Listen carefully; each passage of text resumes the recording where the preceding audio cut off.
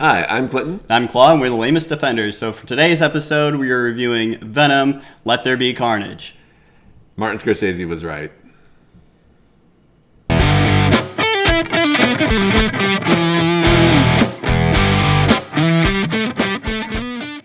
Hi, Thanos. We're the lamest defenders. I don't even know who you are. We have a small but dedicated fan base. Be sure to visit our sponsor at BaskervilleProductions.com. Welcome back. So obviously we're doing Venom 2. I'm just going to call it that because I can't get the name right. So it starts off basically with Cletus Cassidy and then his lover Shriek, who has the powers to move you with their voice. And I was a little bit confused in the beginning because it starts off, it's like a 20 year ago, flashback or something. I think I could be wrong, but yeah, because there's sharing a cell, and then they also grew up in an orphanage together, and then she defended him a lot or whatever. And then it's funny because their cells are like right next to each other, and he like put something through the pipe. I was like, he's giving her butt heroin. And then I think what it was, I don't remember a lot about this movie, I'll be honest with you. We literally just saw it. Yeah. According to us, but not so much you whenever you're viewing this. But yeah, we just watched it before we started reviewing it, and it was very forgettable. So he kind of gives her, I forget, I think it was like a little cloth, like wedding ring or something. Yeah, something he made probably out of his hair. Yeah, and then so various parts of his body. Pubes, and then so they got to move her to Ravencroft, which is a maximum security prison. Yeah, and she's then a mutant, basically. Yeah, so on the way there, for whatever reason, she decides to use her powers then, and not so much in the cell, which didn't make any sense. And then she flips a van over, and then she blows out a cop's eardrum, and you're like, oh, what's the significance of this? Yeah, and then he shoots her in the eye. Yeah. Somehow doesn't kill her, but it happens, I guess. So. But, there's that. It's already off to a great start. Yeah. And then it finally fast forwards to present time, and then you have, basically just an update on Eddie Brock. Yeah, it's kind of started with the, when he gets to current contemporary times, it has like the after credit scene from the first Venom, where he meets Cletus. And, Sans wig. Terrible. That would have made this movie way better, honestly. Way better. It was already ridiculous. Yeah. So basically, already a clown. Yeah, he has this exclusive scoop. Venom and Eddie Brock are now professional print journalists for whatever reason. Their headlines don't make any sense either. I have a master's in journalism, so I can say all this crap. And then, so Venom and Eddie Brock interview Cletus, and it's just, he's trying to get this big scoop expose or whatever. Cletus wants him to write a story, and it's really a code word basically telling Shriek, because for whatever reason he knows that she reads newspapers, that he's going to free her in a little haiku or whatever, which would never make print, but whatever, print's dead. On the front page, no less. Too. So he ends up running this story, and then the reason he does is because Cletus is like, I'll give you my entire backstory. And then Venom, with an IQ of 1 billion, figures out that I guess Cletus has like this place by the coast that has like, it seemed like tens of dead bodies, this mass murder. At least 20 or 30, like just a bunch of dead bodies are dug up from the sand or the desert sand, the beach area. Yeah, and then that pisses off Cletus because that speeds up his execution basically, which is funny because they're in California. So they're like, you know what, whatever. Governor Newsom's like, nah, this guy's going now. And then all the while, Eddie Brock is trying to get some sort of, I guess, constant life, without having Venom like yell at him, because Venom constantly just wants to eat bad guys. And this is one of the major, I guess, gripes I had with this, is every time Eddie Brock would say something, you would have Venom immediately say something. Probably, 1 out of 50 things he says is either useful or entertaining, and the rest is just, somebody had to say, like, noise. All right, and constant noise. It seemed, seriously, this movie seemed like a 7-year-old wrote it, and directed it. And I think that's mostly because of Avi Arad, who, if you don't know, ruined Spider-Man 3 by forcing Venom on Sam Raimi, and then also squeezing all that crap with Amazing Spider-Man, Amazing Spider-Man 2. But that's actually a better backstory in this entire movie, because him and Kevin Feige don't get along. But anyway, so Venom and Eddie are kind of in a standstill. It's just your classic sequel, where there's a conflict after the hero wins in the first movie. And then basically they go back because Carnage or Cletus wants to talk to Eddie one last time. About his betrayal. Yeah, and that's how I guess Cletus ends up getting the symbiote because he bites Eddie. And unlike the comic, because in the comic, Eddie and Cletus are stuck in a cell together. And then that's how he gets the Carnage symbiote or whatever, because it's a little piece of poop from Venom and falls out. So, I mean, with that, I guess I can fast forward to, just some of the biggest gripes too. There's a lot. I'm trying to remember here that I absolutely hated. Oh wow, that happened. Okay. Yeah. Well, so let's start with Carnage himself. Woody Harrelson, I guess in total, I mean, he's got to be crazy in this movie. But every time he acted a little bit crazy, he reminded me of the main bad guy from the first Men in Black, where he's got the bug in him and he's like, oh yeah. Or like Kingpin before he got fat. Kingpin, and he's just like bumbling and stuff. He did, actually. He totally did. Yeah, and it was really funny too when he finally turned into Carnage. So in the comic, if you're not aware, Carnage is physically less imposing than Venom.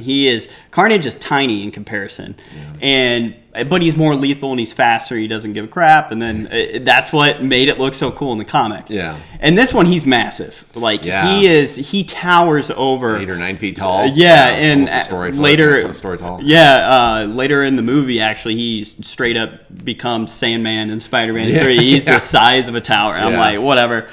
And then also, just these are minor gripes, but just Carnage in general. But his red almost looks a little bit orangey to me. Yeah, it's very muted. Yeah, and then he also has some new powers, which I have a huge problem with. Because during the breakout scene in the prison or whatever, before he gets executed, he has this symbiote that basically saves him, and he just goes on a rampage, which is fine. He's just freakishly big for Carnage. But at one point, he just does this huge fart tornado. Yeah, it's a tornado. And I was like, "What is going on here?" I was just, my blood pressure was at an all-time high in the movie. I didn't care for that particular scene in the breakout scene because he was releasing all the prisoners. He was breaking them out. Yeah, and I'm just like, he would have just killed them all. He would have just walked through and just shot knives or whatever, just stabbed all of them on the way out. Venom doesn't. Carnage. Carnage never really had a following up until I guess Absolute Carnage, where he had a cult, but he didn't really care for him. Yeah. But and then because the only time Carnage either had new powers, because in this one he dodges bullets by moving around his body. Yeah. I mean that happened in Absolute Carnage, and he's also huge in Absolute Carnage. But for this is just straight up Carnage. Yeah, this should have been Maximum. Yeah, and literally gave you the title, and you went with. I forgot it too. Let there be Carnage. Yeah. We had to do 5 takes on that. We'll see. I couldn't remember it. So Venom, eventually, the symbiote and Eddie have that big falling out, and then Venom basically runs away because Eddie Brock is pissed, and they're pissed off at each other. Yeah. And then for whatever reason, Venom ends up just going in the buttholes of just random people, and he ends up at a rave, probably the worst place for a symbiote. Because you see earlier in the movie, sound obviously affects Venom and the symbiotes, and then he's at a EDM rave, and the speakers are blaring, but Venom's fine. Yeah, and nothing happens. To me, that just proves the point that no one that made this movie, Sony doesn't care. I mean, let's be honest. No. They just don't read the comics. They have no idea. It's just they completely forgot, or they just didn't care, and it's just. That's another thing. This movie just felt like it was written by 7-year-olds for 7-year-olds, and it's just there was a lot of unintentionally cringy but hilarious moments in this movie. Yeah, we were laughing a lot actually, especially through the ending of the Grace Cathedral Church. Mm-hmm. The fight scene between Carnage and Venom was just so stupid, and we were talking about it. Before we started recording, is this schlock? Is this supposed to be schlock? Mm-hmm. What's the? Are you doing this on purpose, Tom Hardy? Is this a great elaborate prank? A goof on the balls on it? Yeah. Maybe he just wanted to prove that Sony, it doesn't matter what it was. He said don't care. There was too much studio control in the first one, which I actually enjoyed the first one. It had a cohesive story. It looked good, and then this one was just literally throwing red crap at a wall and see if it stuck. It was. See, for me, there has to be a balance, kind of like the first one. The first one is not an amazing movie Not whatsoever, but no. it was still like it's just a dumb comic book movie. And Venom inherently is an alien, is stupid, and Carnage is a stupid character, but we like it. It's a comic book, but at the same time, it still has to be a serviceable movie where it can be dumb but still watchable. This one was anything but. Like the people that like this movie, I just want to say it's either they have no idea about the comic book lore or they just don't watch movies. And I seriously, and it's getting, I'm going on a rant here, Please. but it's getting to a point with Marvel where they're critic proof. Yeah. And even associated stuff like this. Oh, it's Venom, it's Carnage, where they're just wearing the nostalgia glasses and no one's disappointed. It's just like, this movie was horrible. This was pretty bad. And I don't get why people like this movie. It is. I mean, there's a few good things in it. Like I still think Tom Hardy makes a great Eddie Brock. He's so stupid though in this movie. He's very dumb. Yeah, he is beyond. Like in the first one, he was at least competent. Yeah, but this one, he's just ridiculous. He's like, stupid. He's beyond.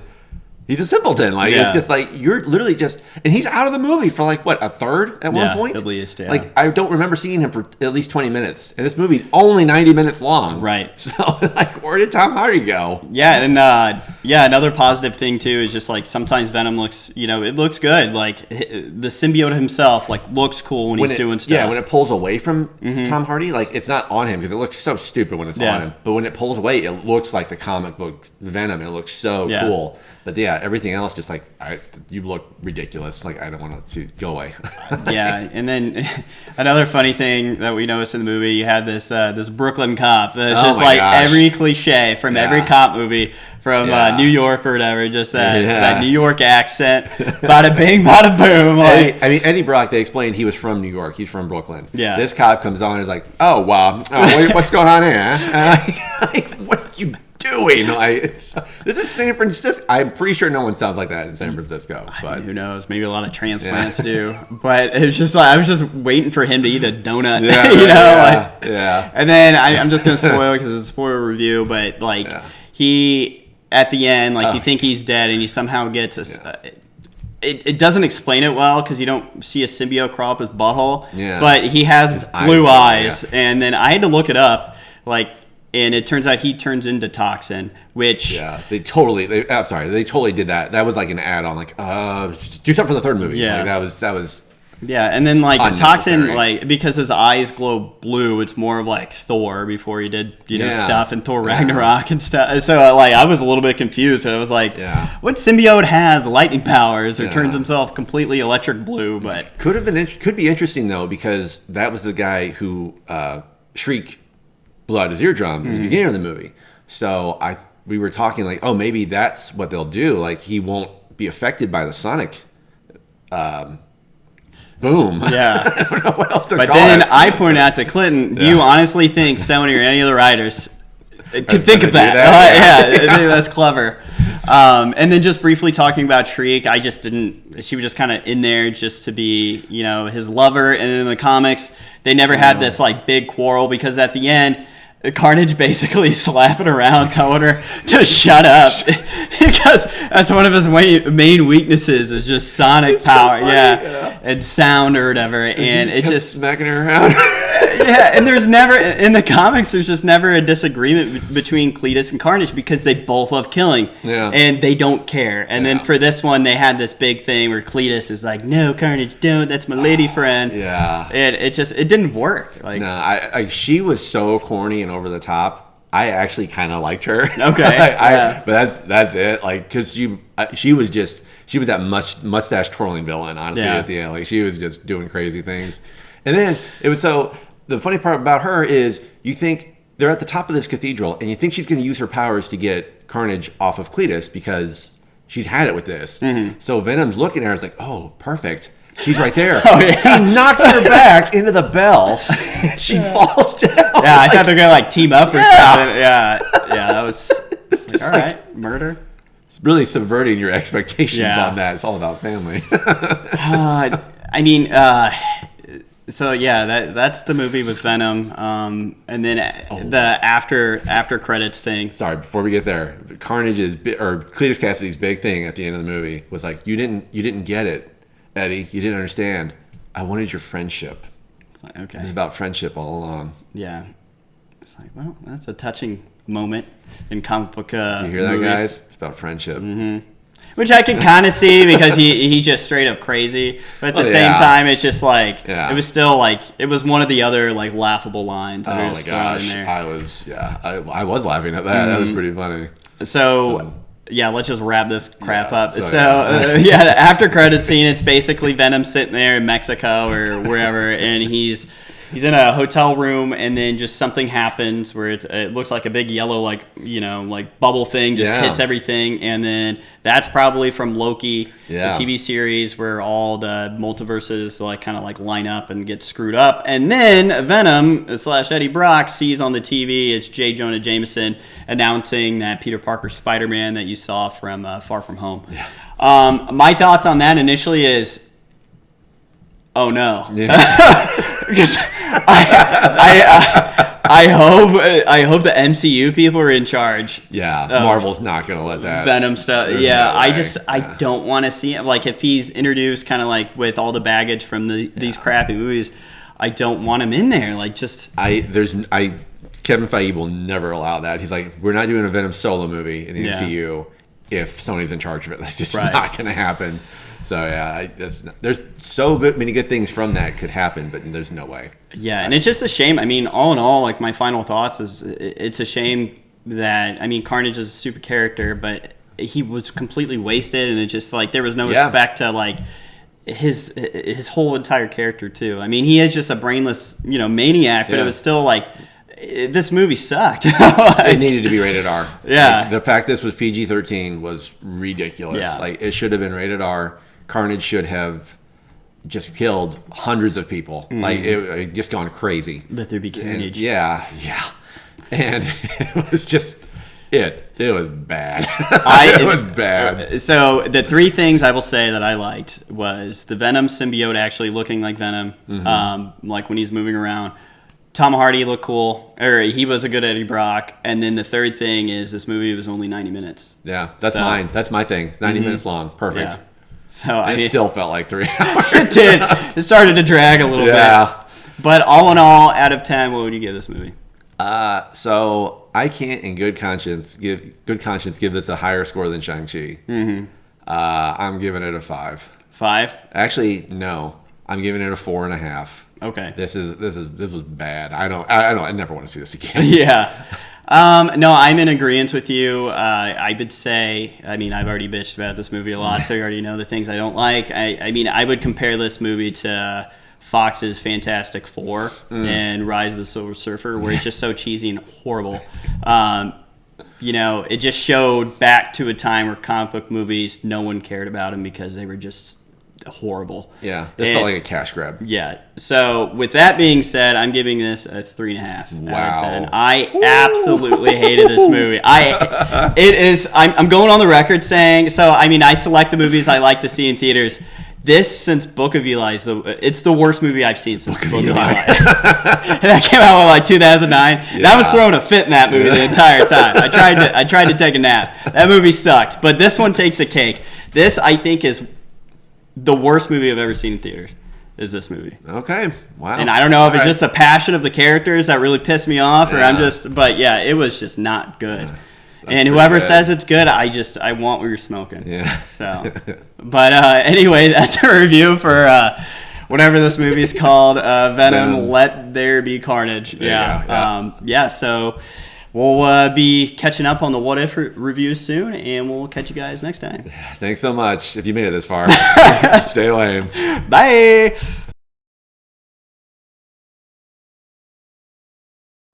Hi, I'm Clinton. I'm Claude, and we're the lamest offenders. So for today's episode, we're reviewing Venom.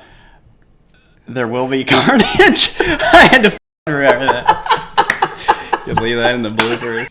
Hi, I'm Clinton. I'm Claude, and we're the lamest offenders. So for today's episode, we are reviewing Venom. There Will Be Carnage. Dude, what a stupid name. I can't remember that. Hi, I'm Clinton. I'm Claude, and we're the lamest. Dude, this is the shit.